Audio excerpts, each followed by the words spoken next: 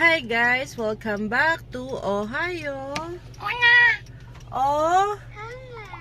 So ayan, ngayon po ay pupunta kami sa Philippine, ano ba yun daddy? Embassy. Overseas Labor Office or Philippine Embassy para asikasuhin yung NBI namin kasi yehey, may nakuha na nga po kami ITA at mag-aayos na lang po kami ng requirements para sana tuloy-tuloy na.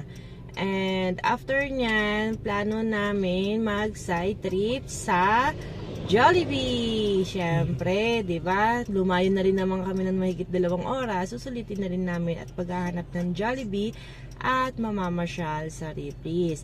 Kaya sama po kayo sa aming pamamasyal ngayong araw na to. At ito yung parang ano na rin natin, no? Anniversary and birthday. Belated anniversary at advance happy birthday kay Daddy Harry. Oh, happy Batina! Saya niya, obviously.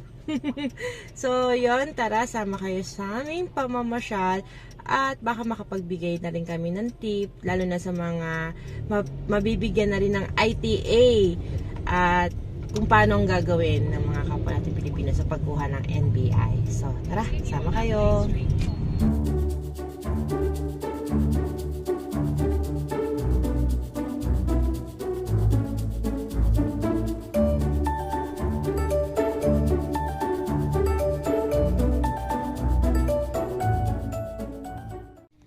Hello! So, andito na po kami sa pinakaabangang. Atina, saan tayo? Jollibee. Okay, so kaya kami nandito ng maaga kasi dispalinhado yung plano ko sa NBI. Pero gagawa po kami ng separate vlog patungkol po dun sa pagkuha ng mga requirements. For example, NBI, clearance for application for PR. So, since napoprostrate kami ngayon, dadaan na lang po muna natin sa kain. Okay, so sama po kayo guys. Bye-bye!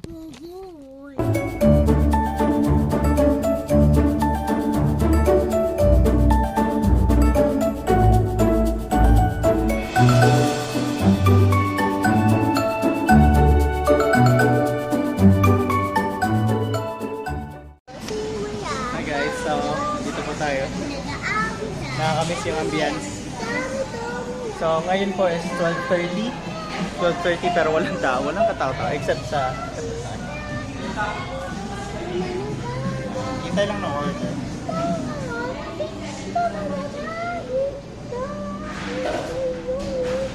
So ayun, hintay lang kami ng order guys. Bye. Hi guys. So sobrang bilis ng pangyayari. Nandito na ulit kami sa sasakyan. Kamusta ang mga busog? Quick! So grabe, sobrang sarap at sobrang mamis namin yung Jollibee. Kaya naman, ma-take out! Dito Ubus tayo na sa Jollibee. Ilang oras ang naubos mo? Mga ano to, mga konti na lang, wala na isang araw. So ayun, ngayon siguro maghanap naman kami ng ano. Syempre pagka kumain ka na naanto ka, di ba? Syempre kailangan mo naman ng kape. O, di ba? Pwede ka ba magkape? Syempre makikisinghot lang ako sa iyo. So ayun guys, sama kayo. Tapos tignan natin kung saan kami makarating. Dahil spalinhado yung diskarte ko ngayong araw. O siya, sige, bye-bye.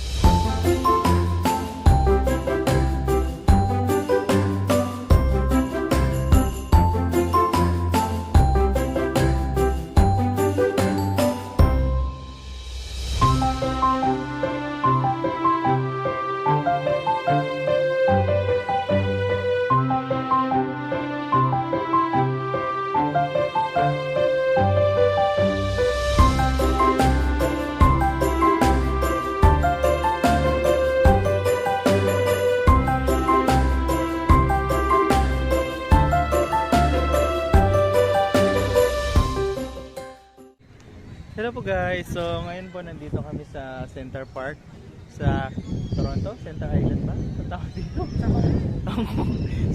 At kumain sa Jollibee Kong Kong. So, eto guys, ano masasabi ko? Super laki siyang park. Tapos maraming tao. Tapos ayan, ano po masasabi ko? Hindi pa namin nalilipot lahat pero mukhang ano siya, parang may tatlo kasi siyang portion, may center, tas may isa, so malaki siya, hindi siya malilibot ng mabilisan. So titignan namin kung ano makikita dito at share namin sa video kung anong pwedeng mapuntahan. Okay.